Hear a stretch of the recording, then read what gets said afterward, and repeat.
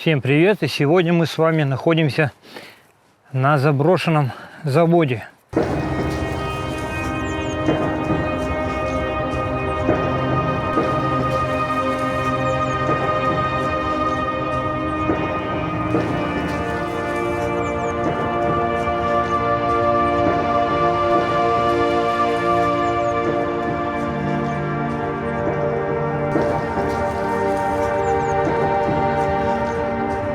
Стена ограждения, пробираемся, значит, перед нами здание с большой трубой. Большая труба нужна для большой вытяжки.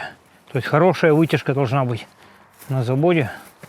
Потихоньку вы узнаете его историю и окунетесь в увлекательный мир заброшенной промышленности. Сразу у здания, смотрите, заметили какую штуку? Все кирпичи клеймованные. ЛКЗ. ЛКЗЗ. По-моему, точки. Нет, ЛКЗ 2, ЛКЗ 3 получается. ЛКЗ 1 есть. Странно. Я думал, что это пермский завод. Кирпичный. Оказывается, еще какой-то кирпичный завод поставлял кирпичи для наших зданий. Так, ну что, идем внутрь здания.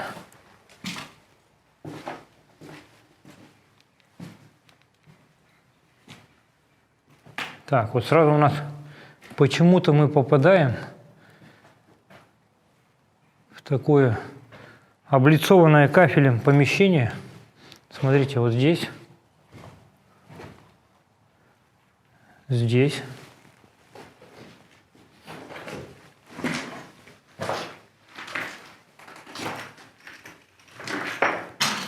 Не втерпешь, иди в туалет, там в себя Вот придешь. Здесь туалет был, по бокам туалеты. А вот здесь, смотрите, как какая-то труба. Это, наверное, вытяжка, вентиляция была.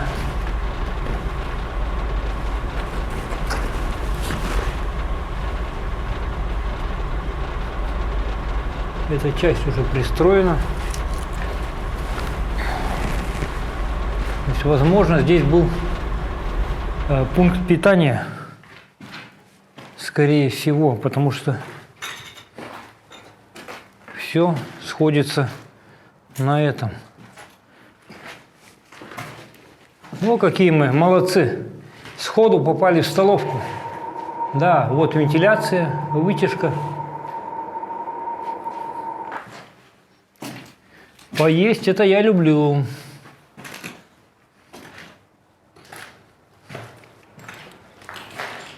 Вот здесь, наверное, как раз небольшой зал стоял. Все тоже в кафеле было, чтобы легко отмывать.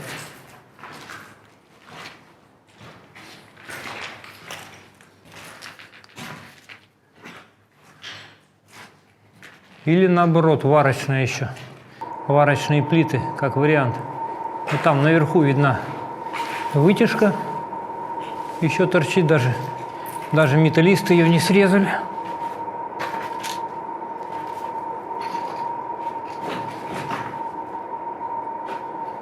А может быть какой-то цех. Кстати, да.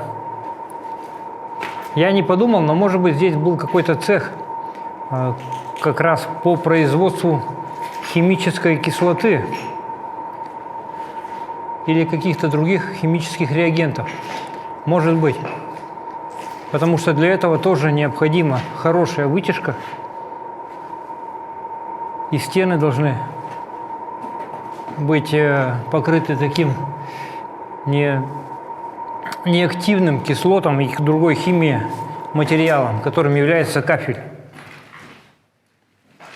О! Здесь какое большое. Тоже вытяжка еще целая. Да. Ну что ж, друзья, наверное, вы уже поняли потому, что я заговорил про химию, что это кислотный завод. кислотный завод города Перми. Входим в другое помещение. Интересно, что помещения здесь изолированы.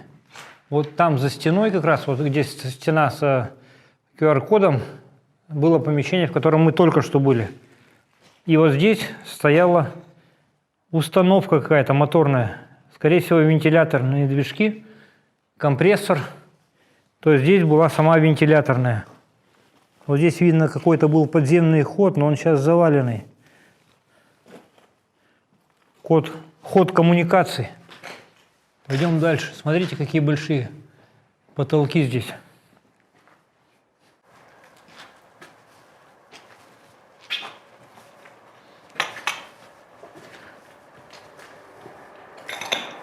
Вот еще один вход.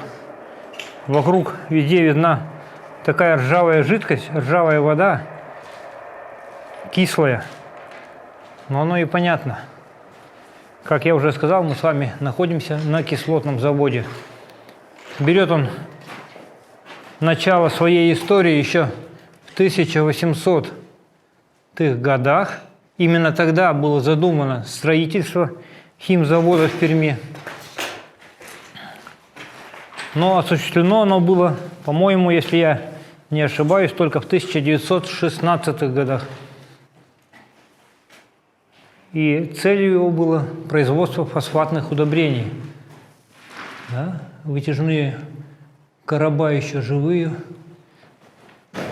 Но здесь уже нет, смотрите, нет кафеля. То есть вот это, скорее всего, были уже такие хозяйственные помещения, которые к химии никакого отношения не имели. Так, ну вот здесь, скорее всего, да, стояло еще оборудование.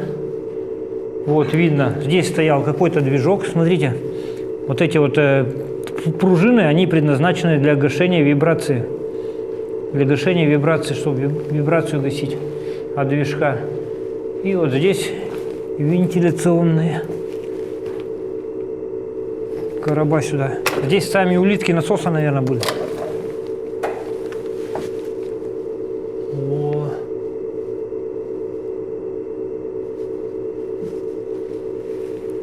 Интересно.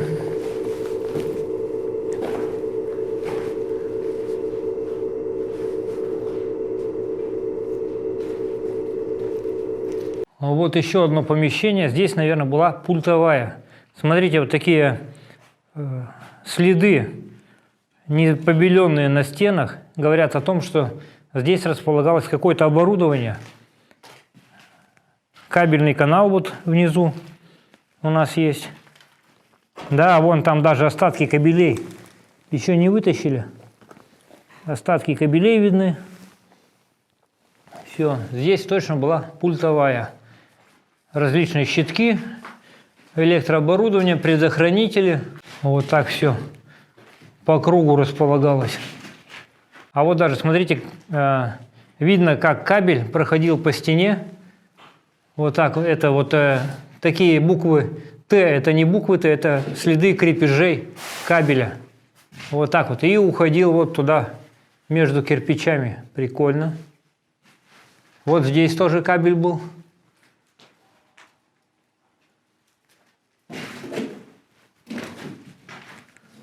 Ну что, довольно-таки интересно. Довольно-таки интересно. А мы и не знали, друзья, с вами, что находимся, оказывается, не на кислотном заводе, а на базе сталкеров Перми. Вау! Здорово, брат! Да, вот такие открытия бывают. Ладно, пойдем дальше. Опа, смотрите. Такая тупиковая комната. Вот здесь видно, были батареи прямо у входа. Странно. Видимо, чтобы холодный воздух не проходил внутрь.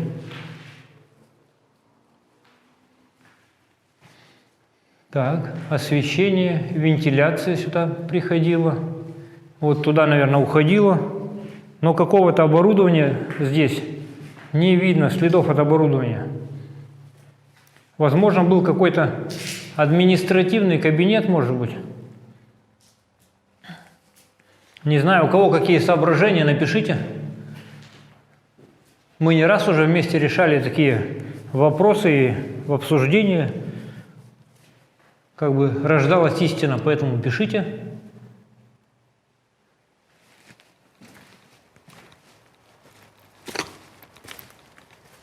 О, еще одна такая же комната. Нет, здесь батареи рядом нету, но тоже тупиковая комната. Смотрите, подход вентиляции сюда. Хороший, видно, кабель шел. Знакомые нам буквы Т уже, да? Кабель шел. Снизу кабель шел, пониже. И все. И больше ничего. Никаких постаментов для оборудования. Но, наверное, что-то стояло все-таки. Раз столько вентиляционных ходов сюда сходится, наверное, стояло какое-то вентиляционное оборудование. Опа! Да здесь прямо арт-музей, смотрите. Жека Олег Едимос. Так, тоже видно, вот здесь поверху шли какие-то конструкции, скорее всего, тоже вытяжка, кабеля. Вот здесь по краю точно кабеля шли. И смотрите постаменты для оборудования. Вот здесь стояло какое-то оборудование для вентиляции.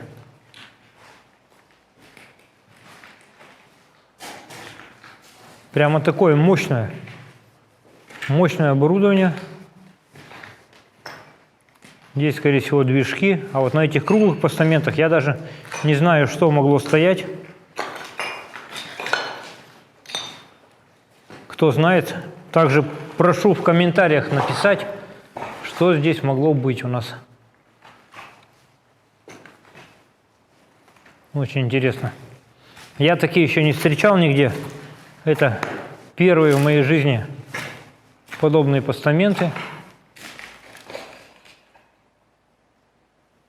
Так, ну а мы что, дальше пойдем? Дальше пойдем. О, смотрите, какая труба.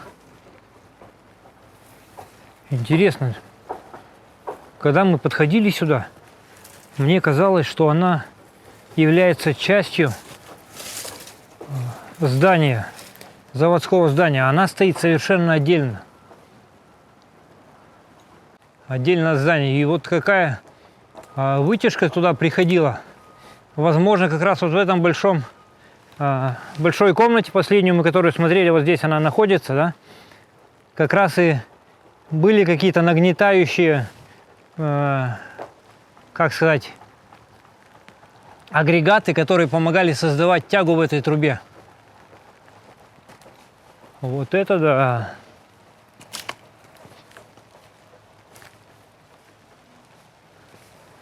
Здоровенная.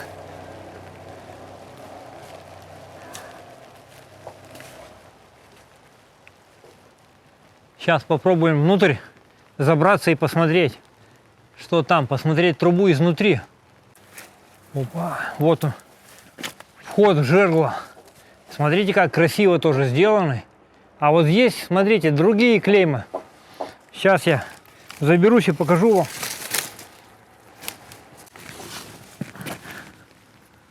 Опа! Во, смотрите. Вот здесь уже Пермский кирпичный завод. Смотрите клеймы. Пермский кирпичный завод. ПКЗ. Странно. Странно, интересно. Там Л. Какой-то кирпичный завод. А здесь Пермский уже. И вот оно, жерло печи. Жерло адовой печи. О, вы видите? Вот как далеко. Во, вот это красота. Смотрите. Вот это красота.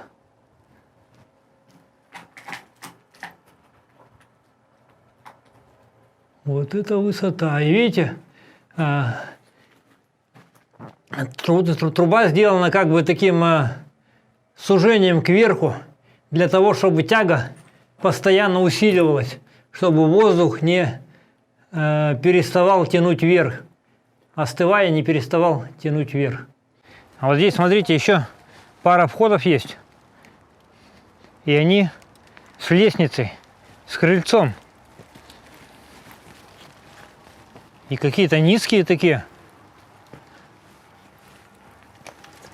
Смотрите, я 1,76 м, и то я, не наклоняясь, сюда не зайду. Интересно. Здесь ступенька сразу при входе. Смотрите, сразу при входе ступенька. Интересно. Вот это да. Смотрите, какой огромный вход, этот цех. Тоже оборудование стояло, видно.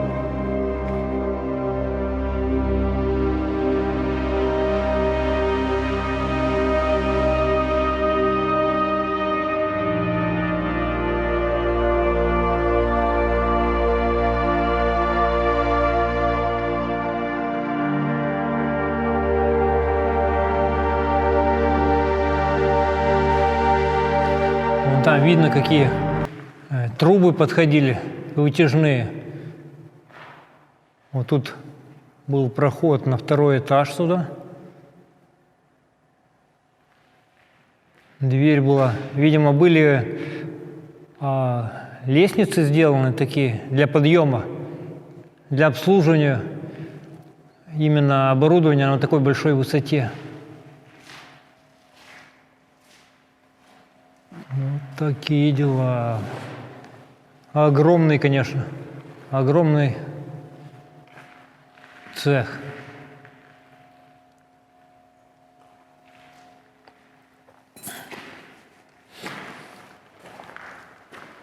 Вот здесь еще подходили через окна, наверное, кабеля или, судя по квадратным сечениям, вытяжные каналы, вытяжные короба. Здесь начали бить короб, уткнулись в несущую опору, видимо, и передумали.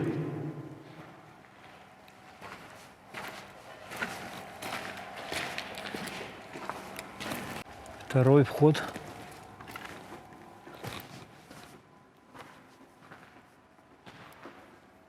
Тоже такой же огромный. Огромный цех. Все один в один. Такой же, один в один. Смотрите.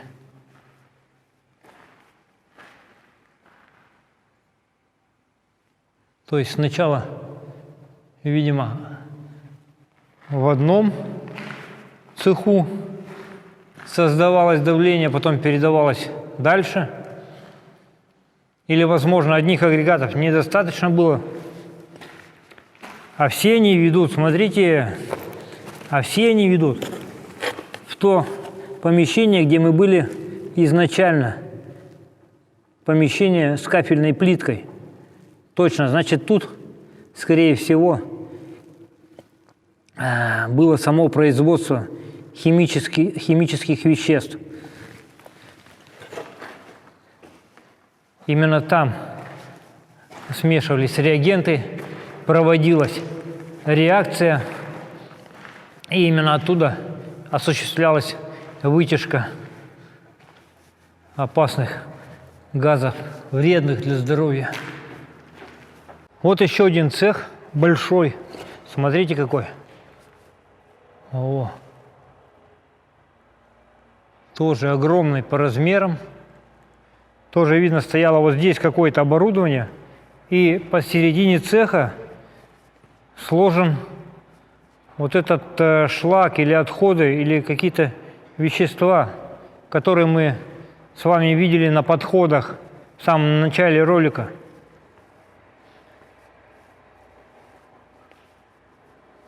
Может быть, это склад каких-то реагентов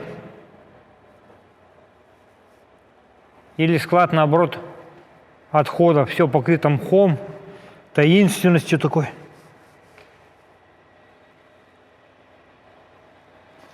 Вот такая вот красота. Два входа, смотрите.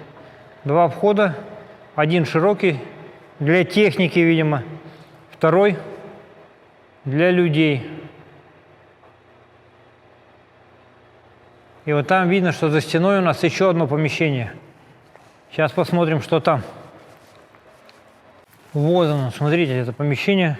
И тоже видно, что здесь как раз стояло оборудование. Очень много постаментов, точек крепления оборудования. Конечно, уже металлисты все срезали. Подходила вентиляция. Вон там сверху. Здесь. То есть, смотрите, практически все это помещение, вот это вот, было занято каким-то оборудованием. Какой-то агрегат стоял. И только вот здесь вот кафелем выложено, не кафелем, а плиткой. Здесь, видимо, был заход, и можно было пройти вот так вдоль оборудования к тому выходу. Все.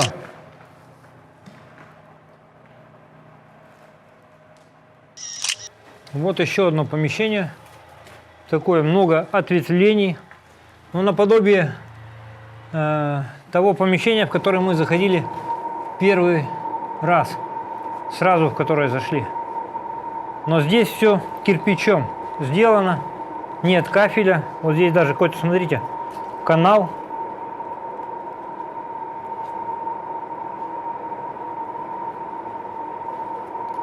Идет. Возможно, здесь должны идти кабеля.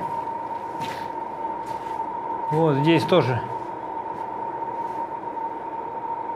Может, хотели построить аналог цеха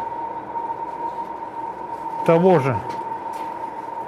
Может, с более современным оборудованием. Не знаю. Вот здесь совсем маленькая дверка. Переходная какая-то. Смотрите, какая узкая щель. Для чего, интересно? Почему? Да, и вот еще. Все-таки это здание уже сделано пермским кирпичом. Интересно. Вот, и вот тут выход такой.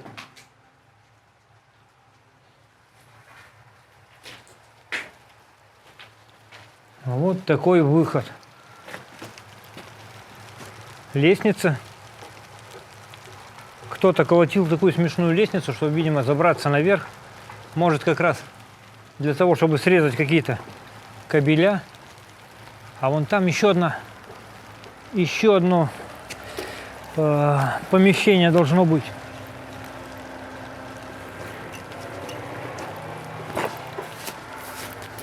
Точно, смотрите, еще одно помещение.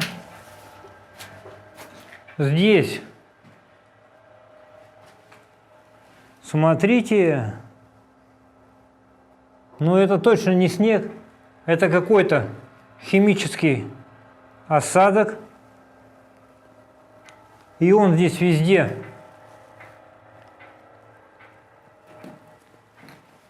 С этой стороны мешки.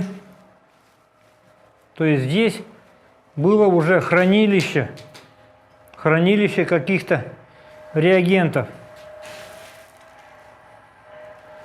О, смотрите, вот оно. Вот это помещение с кафелем. Здесь кафель уже оббили. То есть, да, это аналогичное. Вот здесь у нас под ногами вода. Это кабельные каналы вскрыты. Здесь аналогичное помещение тому, в которое мы заходили первый раз.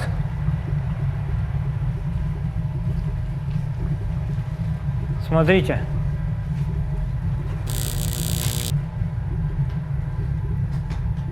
Да, точно, один в один.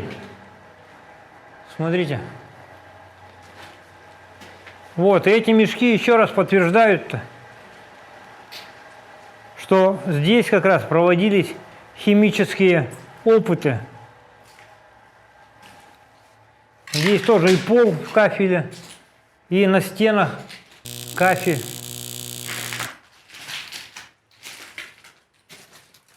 Это проходная. Вот здесь видно, смотрите, постамент. То есть тоже стояло оборудование. Оборудование для вытяжки, скорее всего.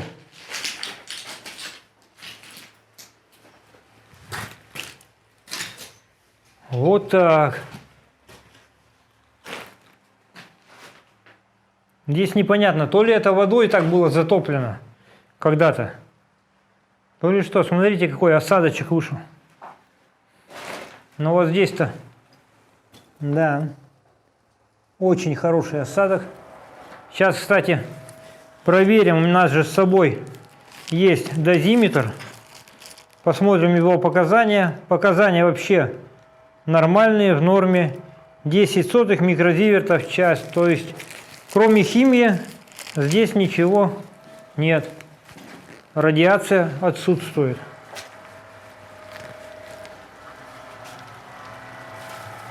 Вот такие, друзья, дела.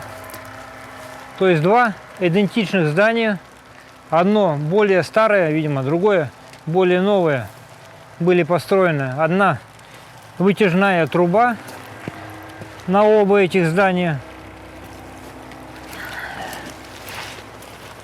для вытяжки вредных веществ, вредных паров.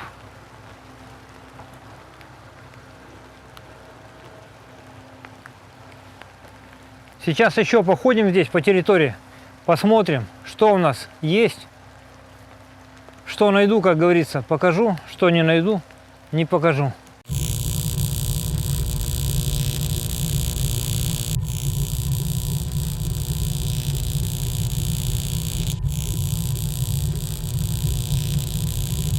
Вот интересное наблюдение сделали. Дозиметром, смотрите, померили шлак, вот он тут под дозиметром как раз. И что меня удивило, я недавно как раз измерял шлаки Пашийского металлургического завода, и здесь неизвестно, конечно, какого завода и откуда шлак, но он по бетте показывает 8 распадов в минуту. 8-9 распадов в минуту. Показания у него прыгают. Вот, и по гамме 9 сотых микрозивертов в час. Вот, то есть бета-излучение, бета плюс альфа условно. Не будем, конечно, отсекать альфу сейчас, это еще очень долго.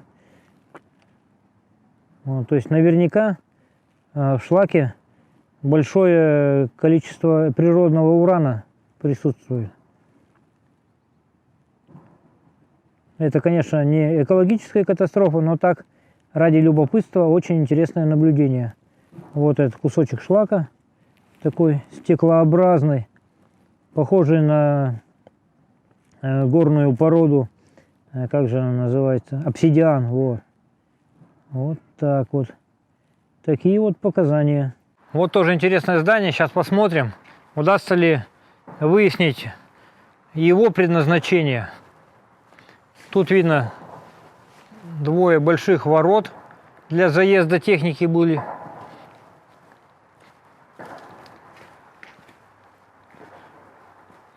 Смотрите, какое интересное основание. Да, наверняка какие-то агрегаты также стояли.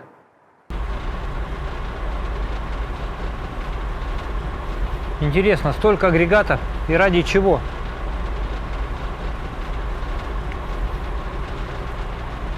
Есть информация, что вообще здесь проводились работы, связанные с аммиаком и фосгеном.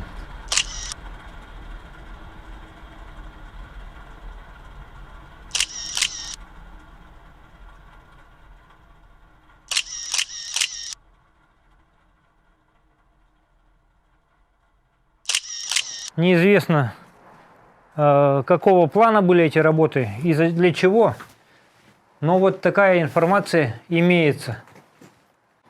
Вот здесь тоже, смотрите, какое основание.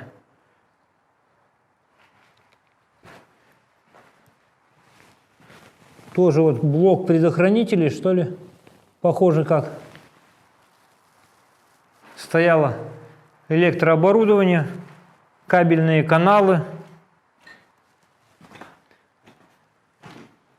Может быть, какая-то аккумуляторная была. Вряд ли, конечно. А, генераторная могла быть, да. Могла быть генераторная. Ух ты, смотрите. У нас за окном какой-то бугор. Интересно. Может, это обвалованное сооружение?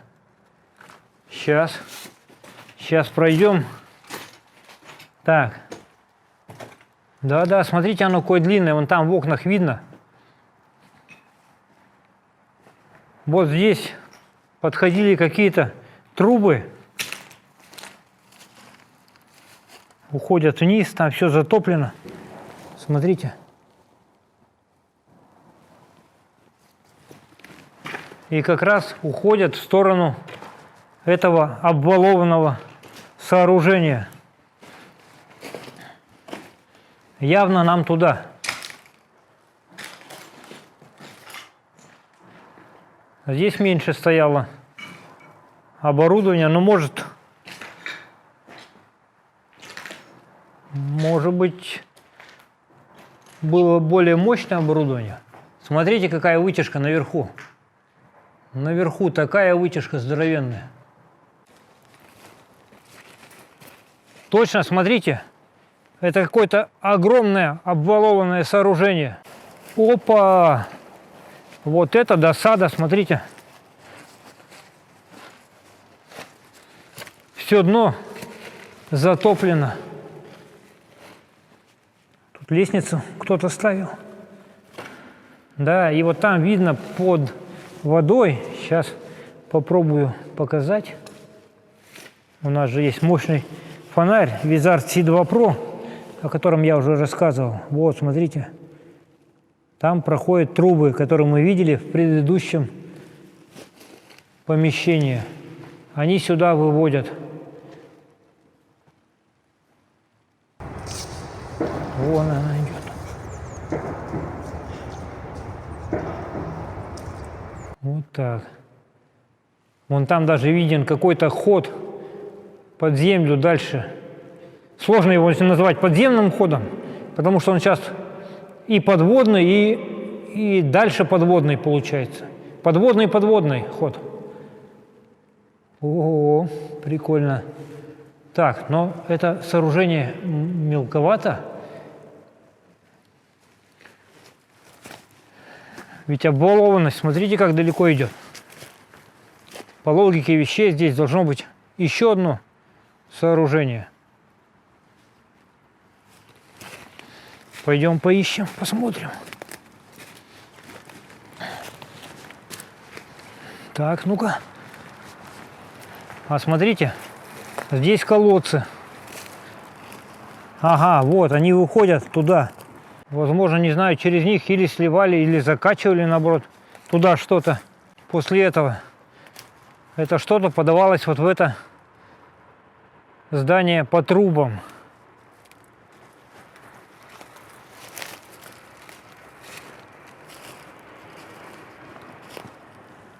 О, смотрите, так это уже другое. То есть мы были правы. Это уже другое помещение. Значит, оно существует. Вот здесь узенькая вообще дырочка. Где же в него вход? Сейчас поищем, я уверен, найдем. Но там темно, не видно.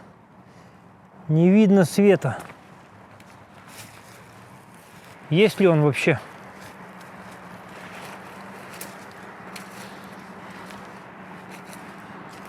Здесь тоже небольшая дырка.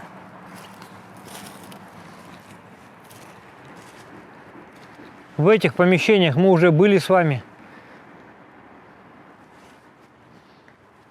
В общем, друзья, в это второе помещение найти проход не удалось, его просто нет. Оказывается, и тот, в который мы заглядывали, пробит искусственно, он там не предназначен. Есть только вот эти люки, Вот здесь, вот там понижение. Очень их довольно-таки много, через которые могли сливать или наоборот закачивать жидкость.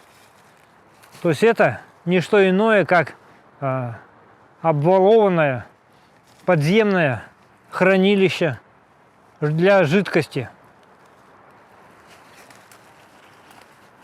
Для какой? Вот в чем вопрос теперь.